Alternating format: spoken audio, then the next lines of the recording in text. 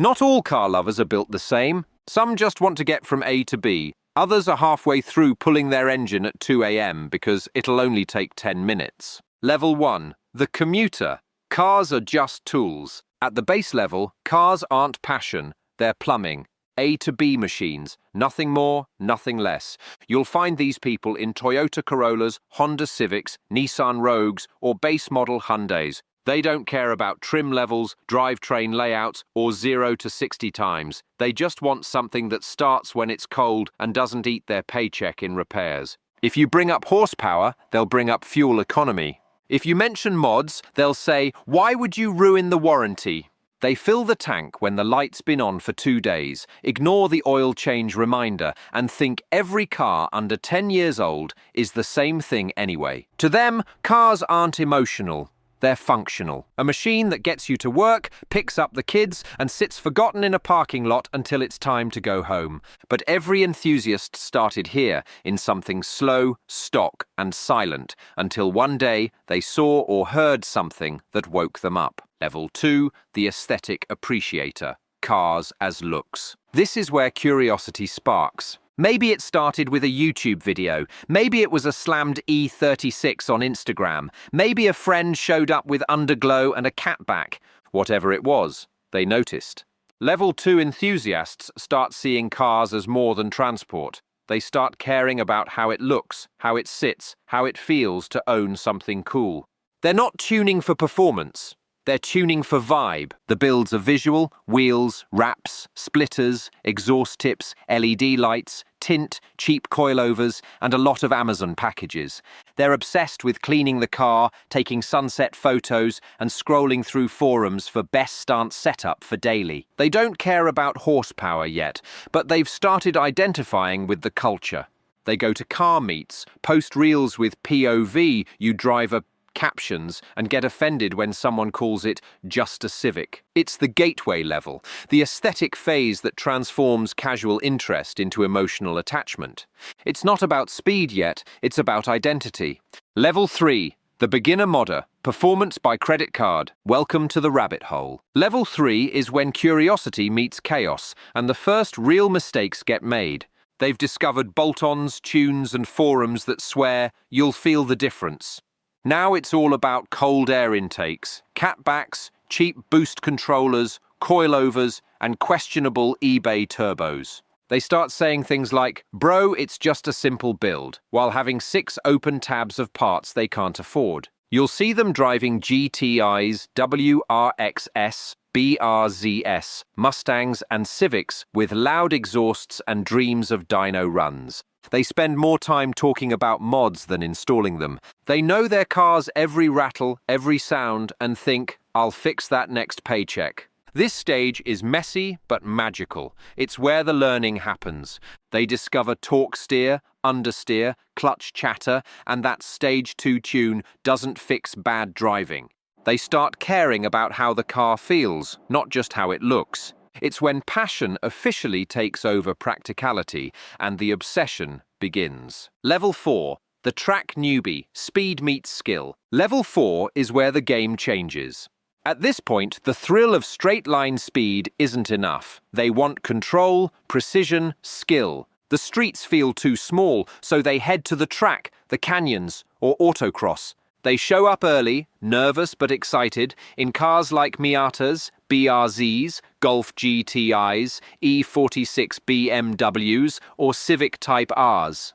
The goal isn't flexing anymore, it's learning. They start chasing lap times instead of likes. They start using tire pressures, heat cycles, and camber settings in sentences.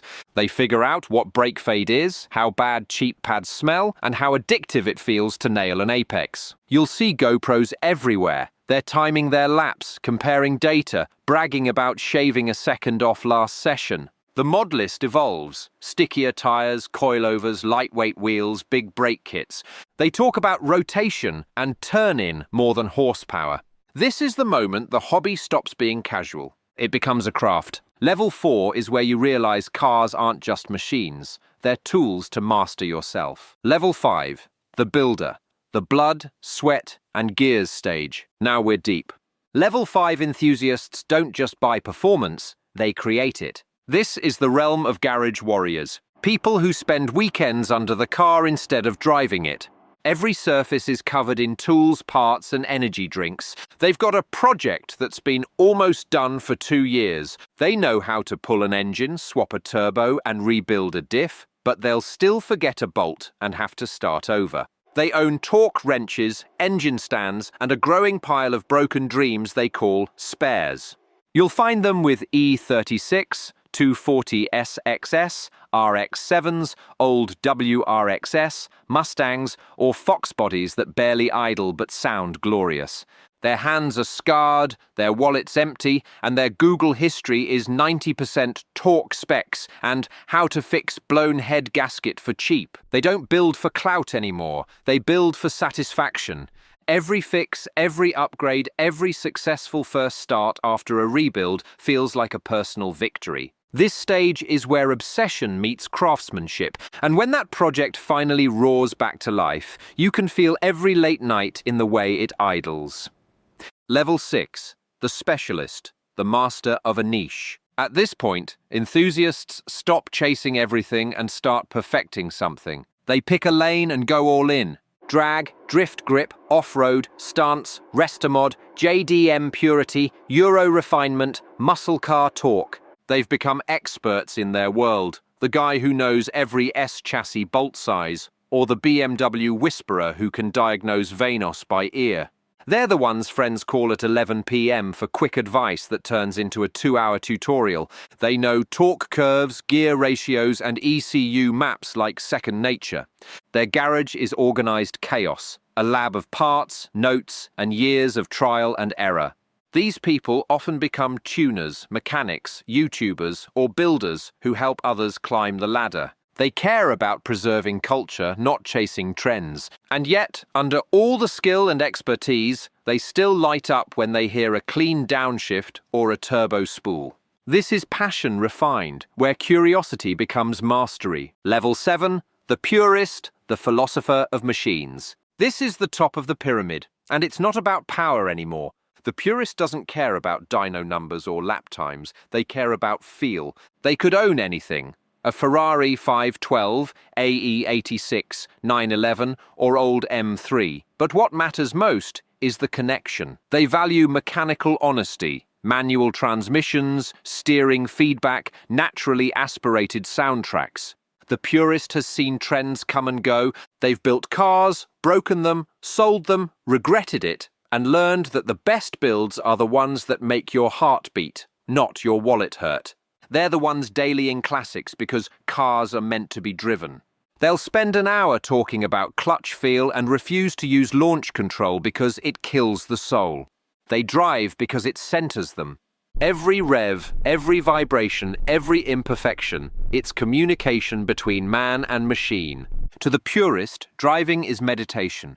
Cars aren't just metal, they're alive. Bonus level, the lifer, the one who never quits. There's one more level, the lifer. The person who's seen every phase, done every mod, crashed, rebuilt, and still wakes up thinking about cars. They might not post about it anymore. They might have kids, a house, a sensible car. But deep down, they're still that same person who hears a cold start and looks up instantly.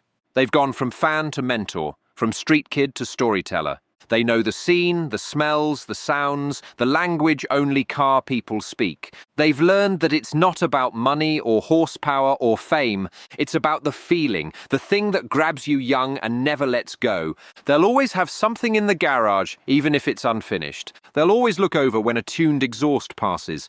Because once cars get into your bloodstream, they don't leave. Ever. From the daily driver who just discovered car culture to the purist who treats driving like art, every level of car enthusiast tells the same story, curiosity turning into connection. It's not about where you start, it's about how far you go. And if you want to see how these same levels apply to the cars themselves, go watch the 7 Levels of Car explained in detail. Because whether it's you or the machine, every level is proof that passion only moves one direction. Forward.